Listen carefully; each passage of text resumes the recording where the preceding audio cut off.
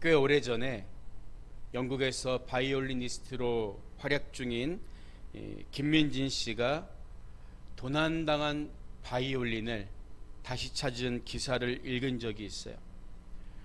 김 씨가 런던에 있는 유스턴역 근처의 샌드위치 가게에서 첼리스트인 남자친구와 함께 샌드위치를 먹고 있는 사이 존 모건이라는 사람이 공범 2명과 함께 주의를 분산시킨 후에 김민진 씨의 바이올린을 훔쳐간 거예요. 김민진 씨가 장기 임대한 이 바이올린의 이름은 스트라디바리우스라는 바이올린인데 1698년에 제작되어서 그 당시 돈으로 약 120만 파운드, 우리나라 돈으로 환산하면 21억 4천만 원 정도 되는 가치가 있는 것이었다고 해요. 그리고 도난당했을 때 그 케이스 안에는 2개의 명품 활도 굉장히 비싸거든요. 들어있었다고 합니다. 그런데 바이올린을 훔쳐간 모건 일당은 시내의 한 인터넷 카페에 들어가서 옆에 앉아있던 남성에게 이 바이올린을 고작 100파운드, 약 15만 원 정도에 사라고 권유합니다. 그런데 이 권유를 받은 남성은 우리 딸이 이미 리코더를 갖고 있기 때문에, 피리를 갖고 있기 때문에 다른 악기가 필요 없다면서 모건의 제안을 거절했던 것으로 알려졌죠. 현지 경찰은 샌드위치 가게에 있던 CCTV를 통해서 모건을 검거했는데, 검찰은 모건이 바이올린을 훔치기는 했지만 이 바이올린의 가치를 제대로 알지 못해서 어이없는 액수를 제시하고 망설이다가 붙잡혔다, 이렇게 설명했습니다. 여러분, 가치를 모르면 귀한 것을 귀하게 대하지 못합니다. 어리석은 도둑은 자기가 훔친 바이올린의 가치를 제대로 몰랐던 거예요. 그런데 이해 못지않은 어리석은 사람이 있어요. 바로 내가 받은 은혜의 가치, 내가 받은 은혜의 분량을 모르고 그 은혜의 분량대로 살지 못하는 사람입니다. 여러분, 하나님의 아들이, 예수님이 인간의 몸으로 이 땅에 오신 목적은 고작 우리에게 떡 한 조각을 주기 위함이 아니라는 거예요. 하나님은 우리 죄를 대신해 죽으심으로써 우리의 모든 죄를 사하시고 우리를 하나님의 자녀로 도로 삼아 주셨습니다. 무엇으로도 대신할 수 없는 이 귀한 은혜의 가치를 모르면 예수님을 그저 인류의 4대 성인 중에 한 명, 박애주의 사상가라든지 내 소원을 들어주는, 육신의 필요를 채워주는 도깨비 방망이 정도로만 대하게 되는 거예요. 여러분은 이 은혜의 가치를 알고 은혜의 분량대로 살아갈 수 있기를 주님의 이름으로 축복합니다. 마태복음 9장은 8장에 이어서 계속해서 예수 그리스도께서 보여주신 치유와 권능의 사건을 기록하고 있죠. 그런데 특히 오늘 9장을 시작하면서 보여주는 말씀은 예수님이 단순히 병자를 고치시고 귀신들을 쫓아내셨을 뿐만 아니라 우리의 죄를 사하실 수 있는 권세를 가졌다, 이 사실을 설명해 줌으로써 예수 그리스도가 참 하나님이시고 우리 인류를 구원하실 참 메시아시다는 사실을 나타내 주고 있습니다. 오늘 우리가 읽은 이 본문의 줄거리는 어릴 적 교회 학교에서도 제가 아주 재미있게 들었던 내용이에요. 똑같은 이야기가 기록된 마가나 누가복음을 보면요, 예수님이 계신 집에 사람들이 너무 많아서 들어갈 수 없게 되자 중풍병자를 들고 온 사람들이 그 집에 지붕에 올라가서 지붕을 뜯어내고 예수님께 병자를 매달아 내리는 아주 드라마틱한 장면이 기록되어 있어요. 어렸을 때 그래서 그림으로도 많이 그렸던 것 같아요. 이게 어떻게 가능합니까? 팔레스틴 지역은 비가 거의 오지 않기 때문에 비가 오는 지역은 이렇게 지붕이 이렇게 세모 모양으로 되어 있잖아요. 근데 비가 오지 않는 지역의 지붕은 대부분 평평합니다. 그 당시 지붕이라고 해봐야 천정에 평평하게 나무를 그냥 이렇게 얼기설기 얹어놓은 정도였죠. 여러분, 그래서 뜯을 수가 있었던 거예요. 그 장면을 상상해 보면 얼마나 재밌고 드라마틱해요. 그렇죠? 그런데 이렇게 흥미진진한 장면이 마태복음에는 생략되어 있습니다. 유독 마태복음에만 병자를 데리고 온 사람들이 지붕을 뜯어낸 이야기가 기록되어 있지 않아요. 왜 그랬을까요? 결론부터 말씀드리자면 마태는 병자를 데리고 온 사람들의 극성스러운 열정이나 요란함보다는 죄사함의 능력이 있으신 예수님의 권세에 더 포커스를 맞추고 싶어 했던 것으로 보여집니다. 더군다나 이 사건 뒤에 이어지는 이야기는 세례였던 마태 자신이 죄인임에도 불구하고 예수님께 부르심을 입은 내용이 공관복음에 동일하게 기록되어 있거든요. 동족의 반역자이자 민족의 죄인으로 낙인 찍혀있던 마태 자신을 불러서 깨끗하게 해주신 예수님, 마태는 그런 예수님의 사랑과 죄사함의 권세를 오롯이 더 드러내고 강조하고 싶었던 것입니다. 본문 1절의 말씀을 보면 예수께서 배에 오르사 건너가 본 동네에 이르시니 이렇게 이야기하고 있죠. 지난 시간 들은 말씀의 내용처럼 가다라 지방 사람들이 예수님께 떠나달라고 간구하니까 예수님은 미련 없이 배를 타고 본 동네인 가버나움으로 돌아가십니다. 예수님은요, 군림하려고 오신 분이 아니에요. 겸손하시고 온유하신 분이기 때문입니다. 여러분, 마찬가지로 복음은 우리가 사랑을 가지고 전해야 하지만 결코 제발 좀 믿어달라고 구걸하는 게 아니에요. 그래서 예수님은 마가복음 6장 11절을 보면 어느 곳에서든지 너희를 영접하지 아니하고 너희 말을 듣지도 아니하거든 거기서 나갈 때에 발 아래 먼지를 떨어뜨려 버려라. 그들에게 증거로 삼으라. 이렇게 말씀하신 거죠.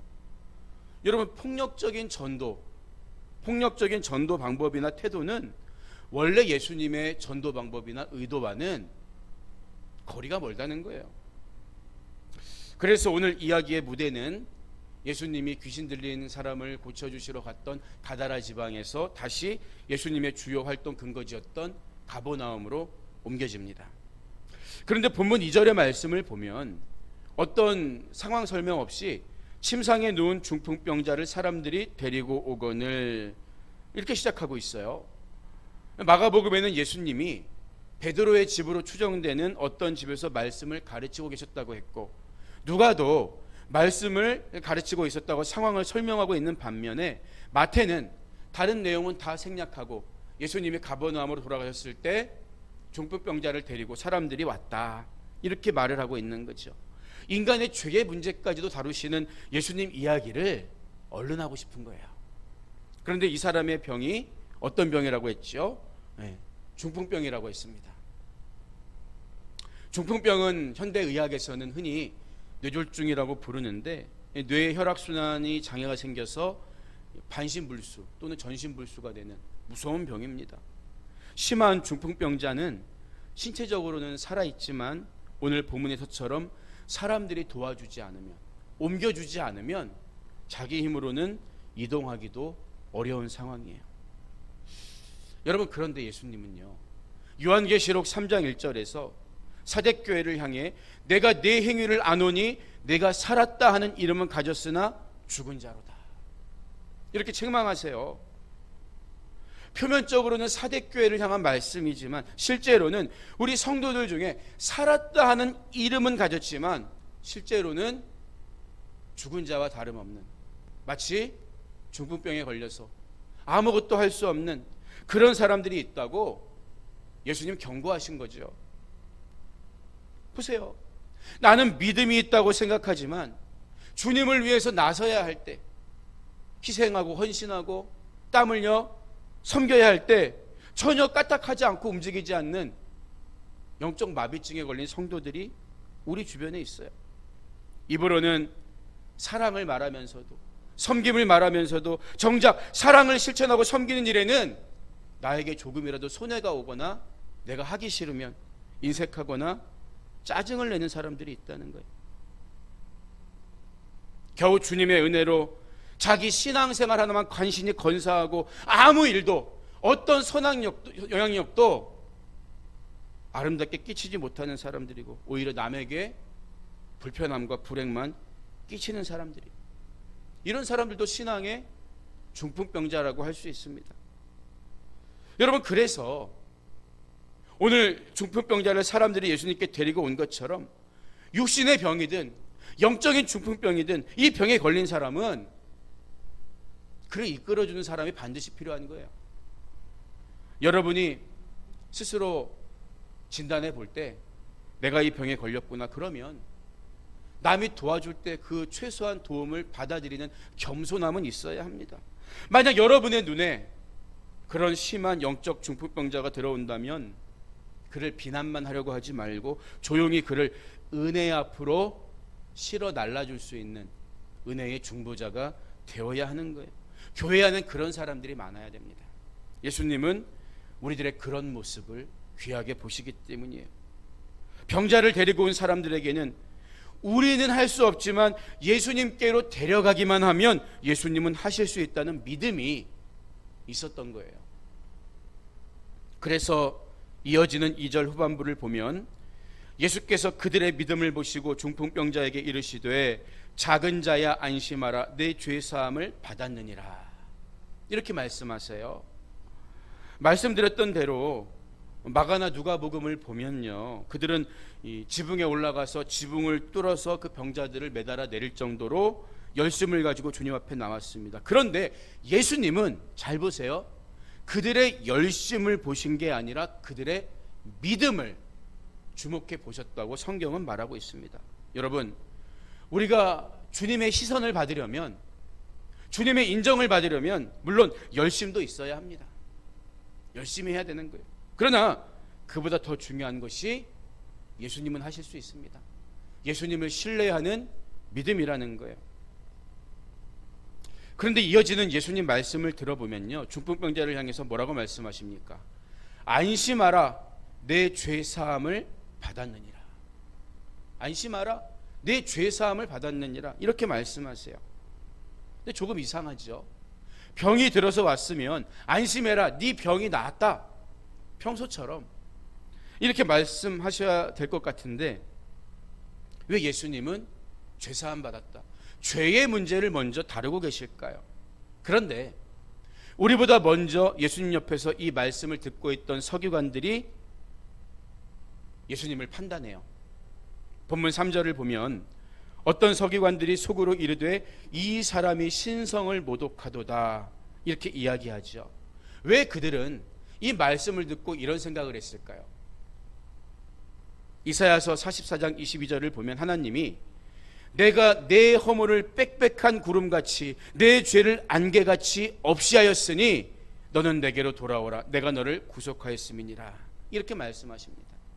하나님은 이스라엘 백성들을 향해서 내가 너희들의 죄를 다 사해주겠다, 나에게 돌아와라, 죄를 사할 권세가 나에게 있다, 이런 말씀을 하셨다는 거죠. 그래서 이스라엘 사람들은 죄의 사함은 오직 창조주이신 하나님만이 하실 수 있는 권세로 인식하고 있었던 거예요.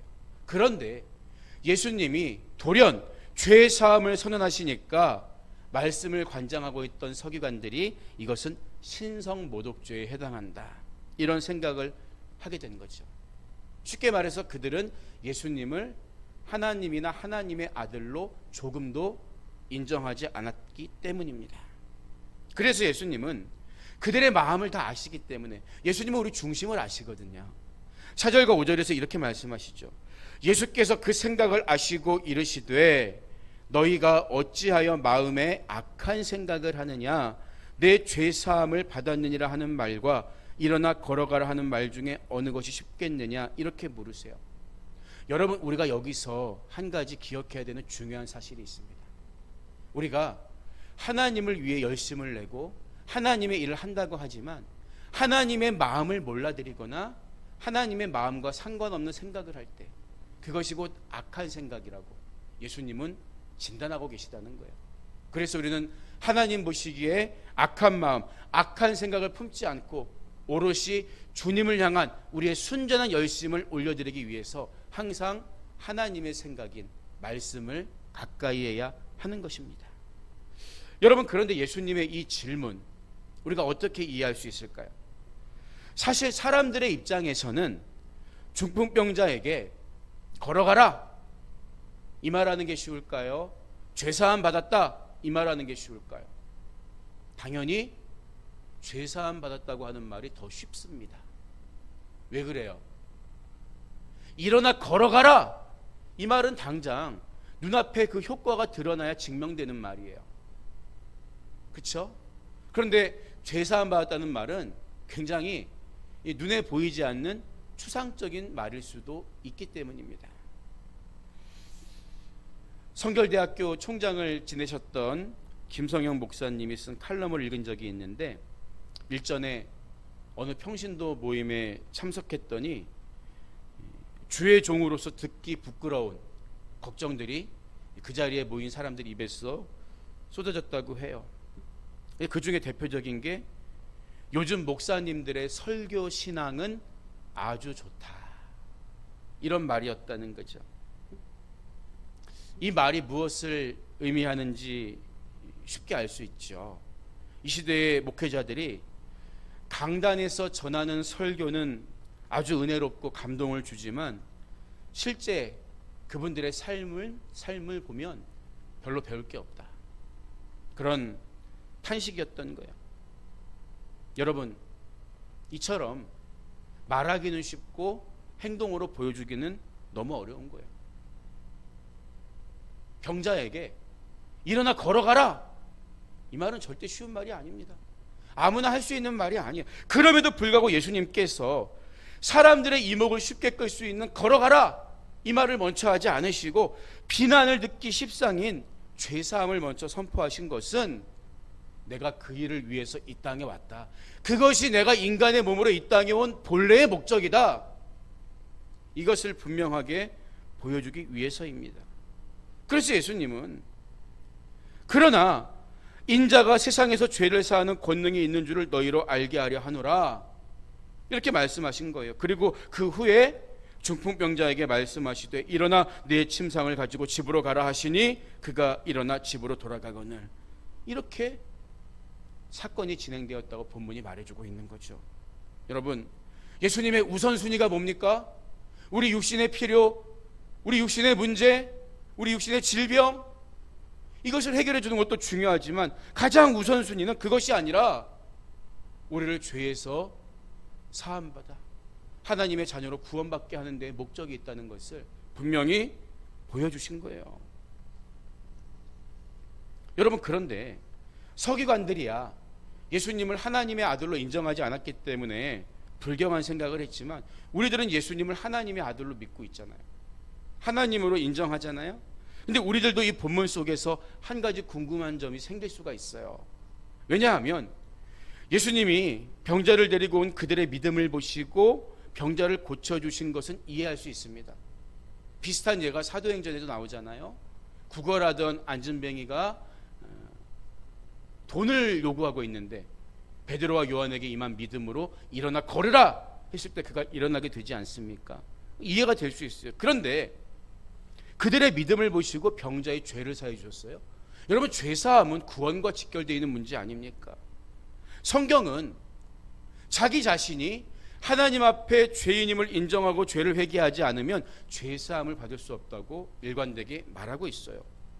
만약에 남의 믿음으로 죄사함이 가능하다면 부모의 믿음으로 자녀가 죄사함 받고 구원받을 수 있을 것 아닙니까? 그렇기 때문에 우리가 오늘 본문에서 놓쳐서는 안 되는 중요한 사실은 예수님이 말씀하신 그들의 믿음이란 중풍병자를 데리고 온 사람들의 믿음만 포함되어 있는 것이 아니라 중풍병자 본인의 믿음도 그들의 믿음 속에 포함되어 있다고 해석해야 한다는 거예요. 만약 그 믿음이 없었다면 이 병자를 데리고 온 사람들의 믿음이 아무리 크다고 해도 결코 이 병자는 죄사함을 받을 수가 없었을 것입니다. 왜냐하면 구원은 개인적인 것으로서 철저히 자기 자신과 하나님과의 관계이기 때문이에요. 만일 우리가 다른 사람, 예컨대 뭐 아버지가 목사예요? 장로예요? 뭐 우리 형이 목사예요? 우리 오빠가 목사예요? 형제, 배우자, 이 남의 믿음으로 의지해서 구원을 얻으려고 한다면 이것은 잘못된 생각이라는 거예요.